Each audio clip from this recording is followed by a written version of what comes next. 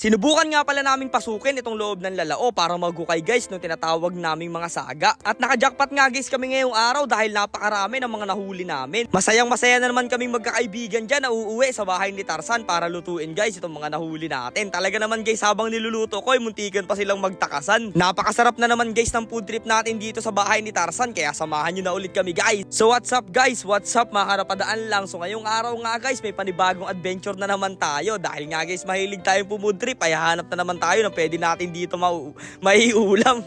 Pero bago ang lahat guys ay dadaan muna tayo dito sa bahay ni Tarzan para kunin guys yung tinatawag naming kawit para mahukay natin guys sa maayos yung mga huhulihin natin ngayong mga saga. Sa mga gusto nga pala guys magpa-shoutout dyan ng mga followers namin ay mag-comment lang kayo dito sa video na to. At sana naman guys palambing na rin sa makakapanood nito. Paki-like naman sana itong video na to kahit isa lang. Maraming salamat po. Noong dumaan na nga guys kami dito sa may bahay ni Tarzan at nakuha na guys namin yung tinatawag naming kawit para makawit natin guys yung mga saga doon sa butas nila. Ay agad na rin nga pala guys kaming dumiretso dito. Sira nga pala guys ngayon yung makina na bangka nating si Nemo kaya hinigit na lang muna guys natin dito yung iba pa nating mga kasamahan. Medyo mainit nga guys ang panahon ngayon pero sasabak pa rin tayo dyan para lang makahuli ng mga ipo-food trip natin ngayong araw. Doon nga pala guys tayo pupunta sa tinatawag naming ikatlong sapa. Doon kasi guys maraming mga saga na huhulihin natin. Pero bago ang lahat guys shoutout muna. Shoutout nga pala dito kay kuya na taga Mansalay na binisita pa tayo dito sa bahay ni Tarzan. Ayan, maraming salamat po. At syempre, shoutout din sa mga taga San Jose dyan na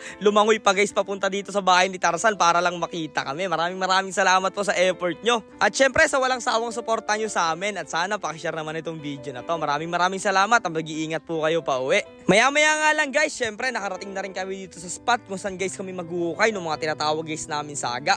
Ang saga nga pala guys ay para siyang maliit na alimango pero yung shell niya guys ay napakatigas at kulay pula nga pala guys yung mga mata nila. Sobrang lakas din guys talaga nilang manipet at talagang mas matindi pa silang sumipet sa mga alimango. Kaya nga guys kailangan nating mag-ingat sa panguhuli nito. Ganito ang tunog pag may laman no. Ayun no. Parang may bakal o semento sa loob.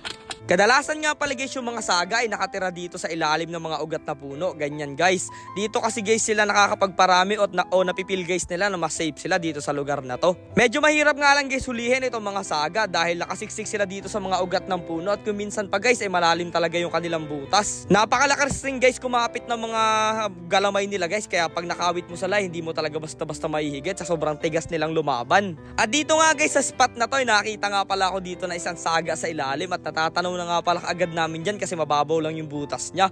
Magkatabi nga lang pala yan guys. Ayan kung makikita nyo, tanaw na kaagad natin at eto naman sa kabila, kita naman na pulang-pula yung mata niya.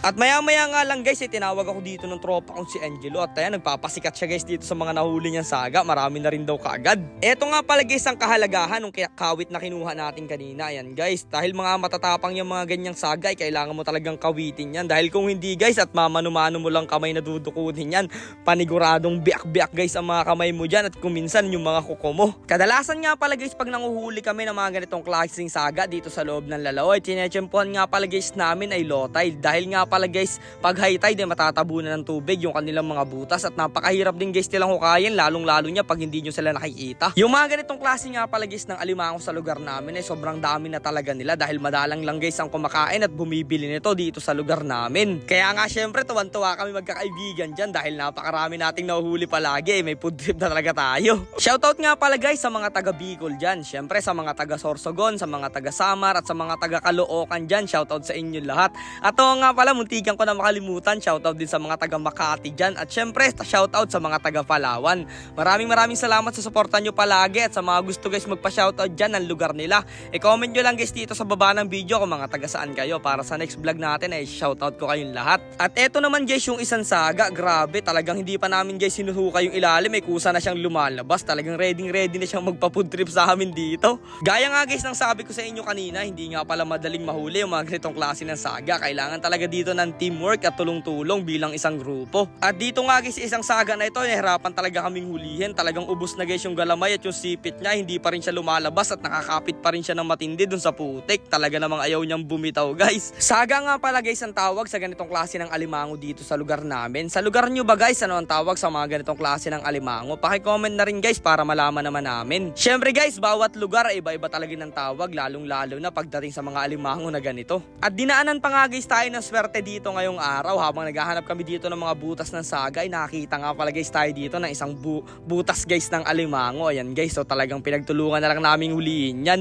Good size na rin naman siya guys, at eto nga pala yung alimango sa kanga na kulay pula. Ayan guys, so itiningnan pa nga guys namin sa loob ng butas kung meron siyang kaasawa, kasi lalaki yung nahuli namin, pero wala na guys, mukhang naghiwalay na sila. At nung nakarami na nga guys kami, agad na kami lumabas dito sa lalao dahil meron nga pala guys ng liligaw dito, kailangan sama-sama talaga tayo. Eto na nga pala guys lahat yung mga nahuli namin, marami rin, at nakahuli pa tayo ng isang malaking alimango dito na isasama natin sa pag food trip.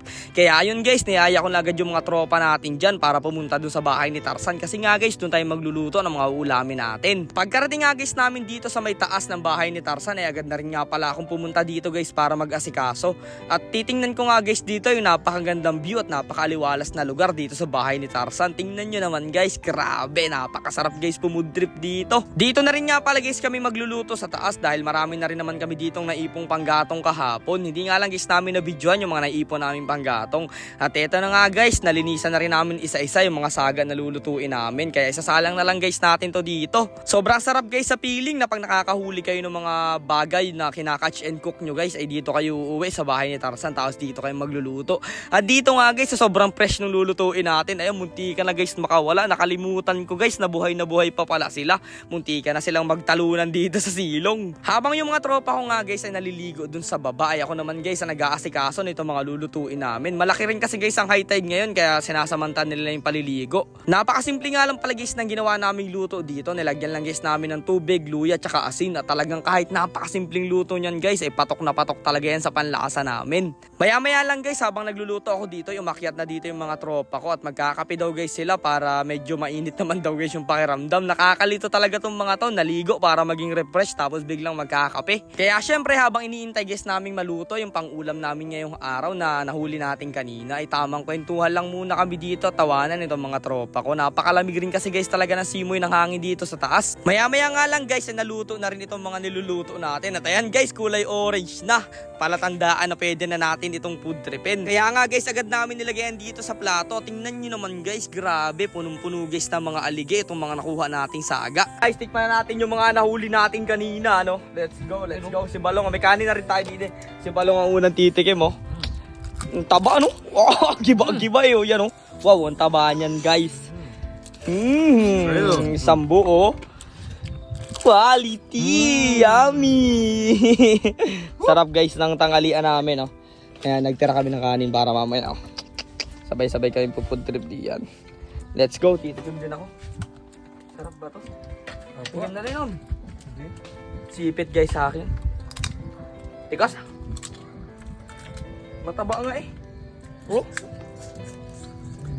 Ang init. Guys.